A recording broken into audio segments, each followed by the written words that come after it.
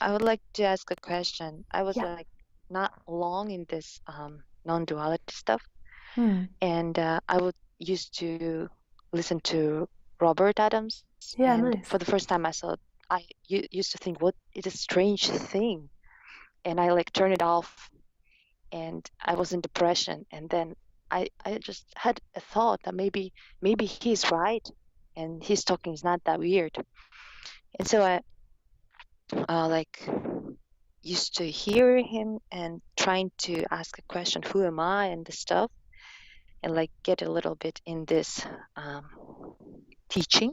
Yeah. And one day I was like sitting and like close my eyes and a lot of visions, and I was trying to get over there, and then I heard a pump in my ears, Hmm. and silent, Oh, nice. and yes, it became silent, and I was like, is this that? Became a first thought. And the thing is that my mind became a little bit silenter, and the thoughts that I always heard in my head like became in front of me, if Hmm. you can understand what does it mean. And I became a little bit more in peace, not Mm. absolutely, but more in peace. Mm. But the question is that Yeah, that's now beautiful. Yeah, I you had an what I would call an awakening. Yeah. do you think it is an awakening, or it is just the first step of like of understanding? Because I did never feel like it is awakening. Oh, well, And I think that everybody defines it differently. So maybe what other people define as awakening, it might be an understanding. To me, it's like there was a moment where everything cleared and it was seen who you truly are, and then like it came back, the person and the ideas. But there was like, and to me, that's what an awakening is a seeing what you are. I had like many awakenings before I had this big shift. Like many awakenings, it's even when I wasn't into the subject, I had many of them, and it was like I kept tasting it, tasting it, and tasting it, and that's super beautiful. Yeah.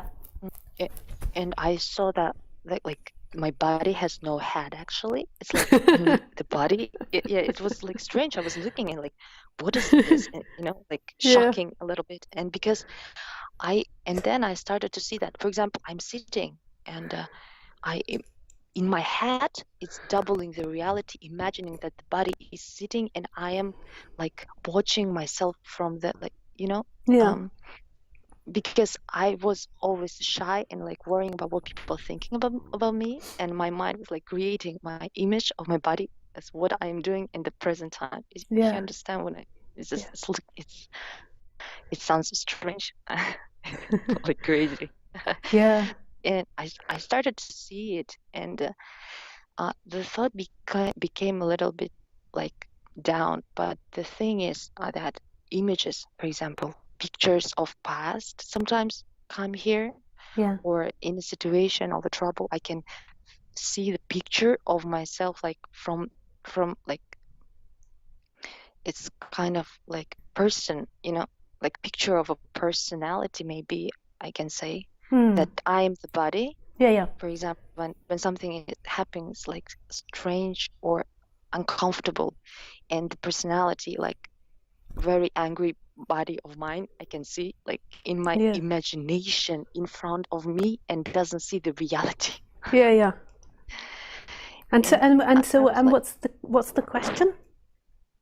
what should I do? Because at the moment I'm aware that I see this personality, but I cannot see the reality. Yeah. I mean, So I, I that's like think so that question, like what should I do, is like one of it, the most loved questions by the person, not just in yeah. spirituality but in whole entire life. Like I remember being like 5 years old and adults asking me like, what are you going to do when you're an adult?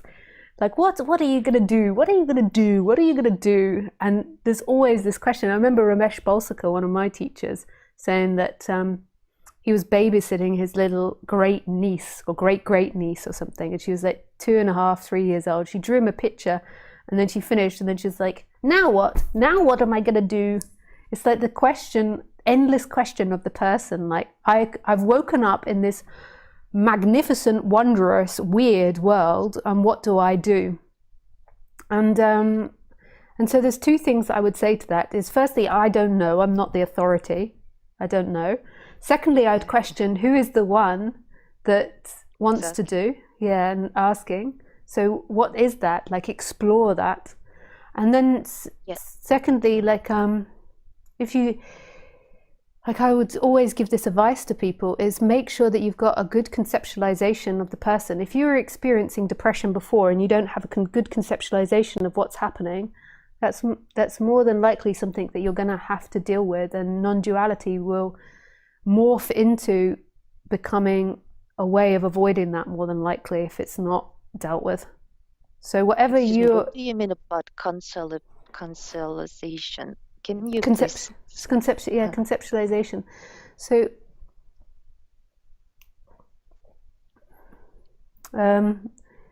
that's complex. What I mean by that is a good sense of who you are on the human level.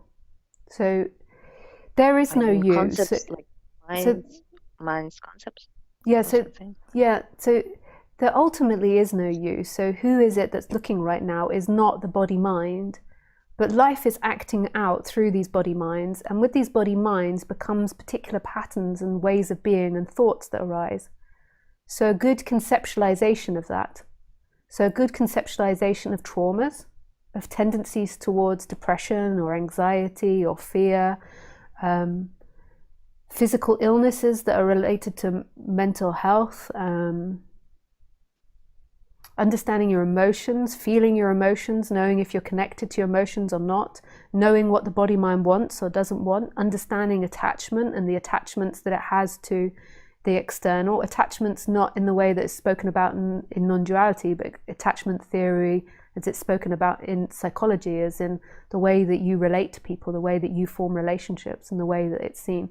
So good conceptualization of this body-mind mechanism, a good understanding of it, and understanding it on all the different levels of, like, feelings as opposed to thoughts, as opposed to illnesses, as opposed to neurosis, and the seeking of it, what it wants, what it doesn't want.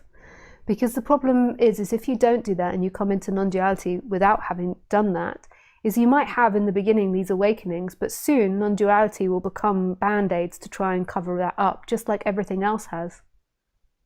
Our society doesn't teach us wisdom, when we're growing up. It teaches us how to become good workers in factories and in a society. Like, originally we were in school for factories, for factory working, not for office working, but now we're office workers. I was like, be in non-duality, trying to stop my mind and trying to understand that I am not the body, but I am the picture of the present moment. Like, everything is this. And I was trying to do it day by day, but then I had something to do in real life as a human, like goals and something. And I was like, so, became like upset with the idea that I have to do something. And then I became a little bit so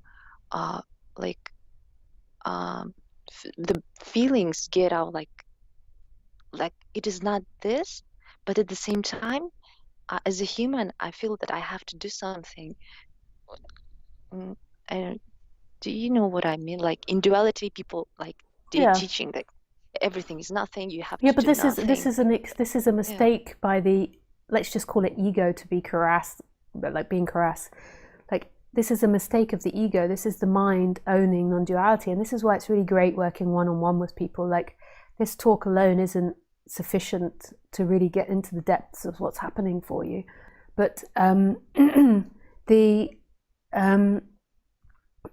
idea that the person shouldn't be doing something in life is completely wrong. These body minds are creative. So consciousness is absolutely free and is no thing. So your essence, like, desires nothing and wants nothing and is totally free. It loves. But the body-mind mechanism is a creative instrument that wants to create. So this is a misidea of the person to not do. It's got to do something, and this confusion around what I should do or not do, and that's a psychological problem that's become physiological and an emotional problem, and that's something that you need to work out, and you most probably need to be guided to, because you'll have all these confusing concepts that society has taught you. You know, predominantly society teaches you that you've got to work to have a family, to have money. You've got to work to have money, to have a family, to pay for all these things. But really, what our society should be teaching us is our creativity, is to connect to our own unique individual creativity, and then society will bloom.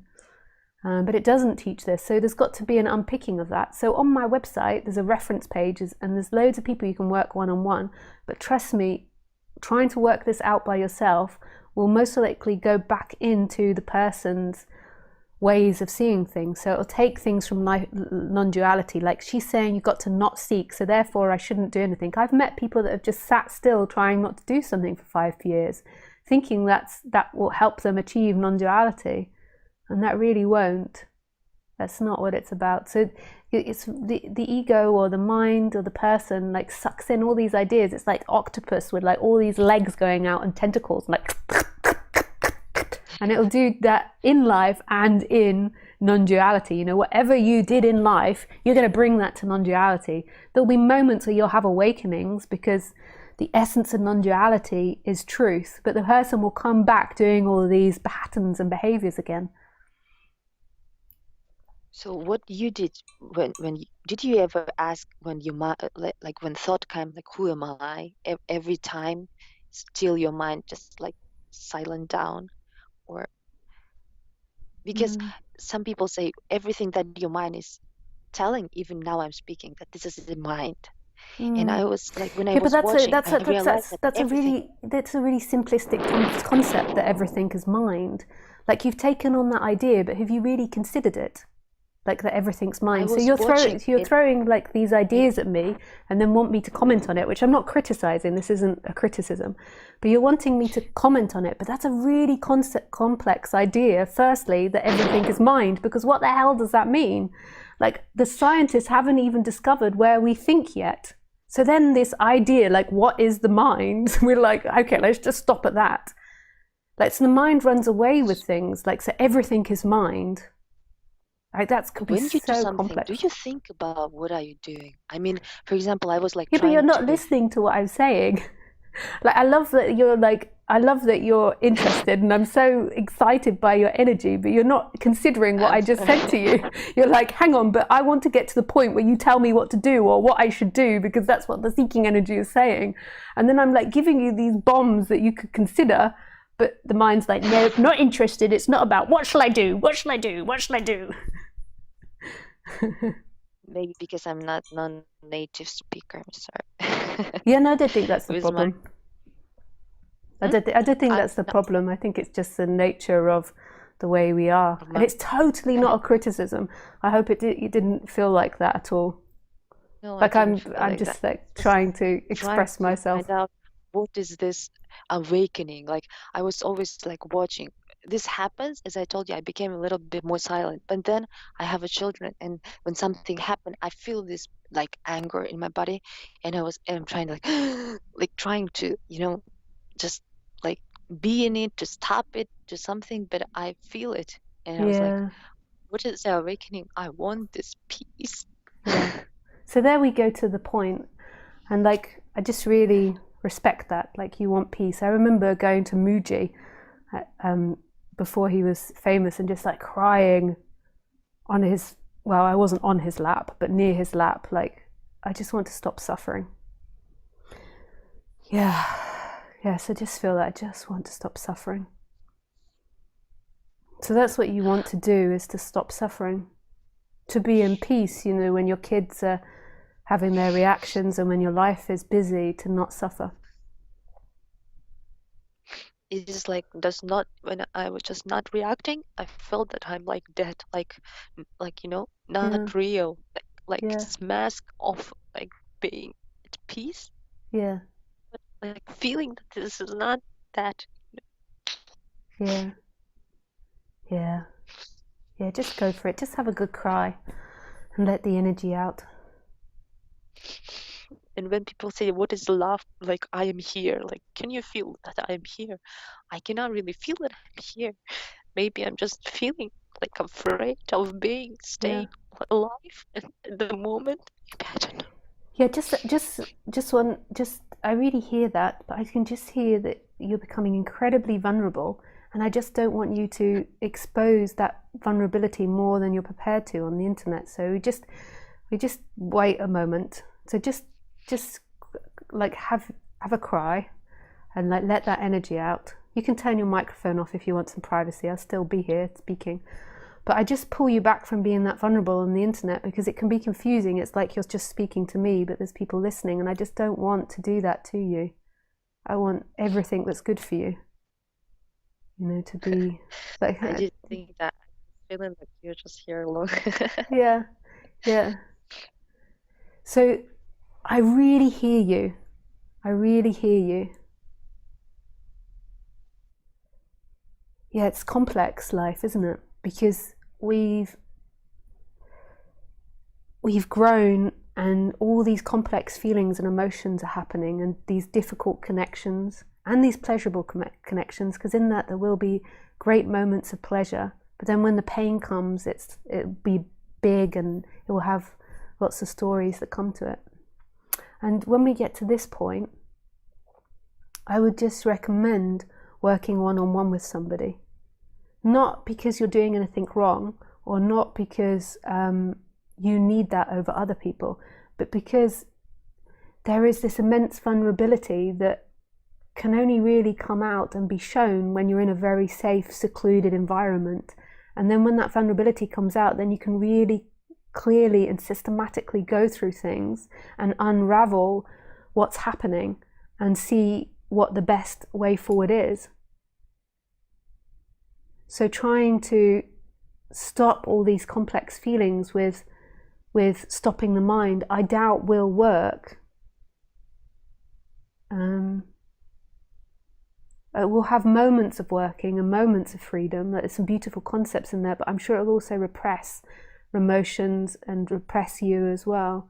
It would be much better to work with someone that you trust who can step you through this and knows techniques and ways in order to navigate your life, navigate things, navigate other people, the way you see yourself, the way the body's conditioned, and look at that, and then also gently pointing back to who you truly are, the absolute freedom. Yeah, but I'm just like not really working at the time. Right. It was like, I was going to sleep and I was just seeing that you were like online and I was just listening to you. Yeah, and it yeah. was just spontaneously happened that I was like asking Well, a question. Maybe well, you know what? There's like all these beautiful listeners out there, and I do these talks every week for free. So why don't you send me an email after this? If you go to my website, it will actually go to the lady that helps me, but send the email explaining your name and explaining that I say this. And I just throw it out there, like, is there anyone that would like to sponsor to have one-on-one sessions? Not with me, because I'm full up, but there's loads of other great teachers out there. Like, is there anyone that would like to sponsor her? Because it's like a beautiful thing to do, like to explore this and to go through this and to have someone that you can really rely on and keep showing up with to explore these things. And I assure you, like you'll see huge differences when you really focus on what the problems are. Okay, and like settling down the person. So let's see, maybe someone writes in and says they're willing to sponsor you to do that, because there's so many people out there I know that listen to my talks that are super rich, and they heard your vulnerability and your openness to this subject, and this subject is for everybody, So let's see. Yeah. Oh, okay, like go to your page and mail so you can mail me. So if you go on to maybe like, I think on the About Lisa or something, there is you can mail me on About Lisa. It says only do it for like if you want to invite, but just say, Lisa said this on the stream, and just that there might be somebody that sponsors me for sessions. And we'll see, somebody might. So then if you want to sponsor, and write to me on my website as well, and I can connect you Or you can put a comment down in the YouTube box below if you can't contact me on my website. But you can, there's a box on there on one of the pages. I forget which one. Yeah. Okay, thank you very much. Yeah, thank you. Yeah, lots of love to you. I wish you everything. Yeah, bye. Bye. Bye.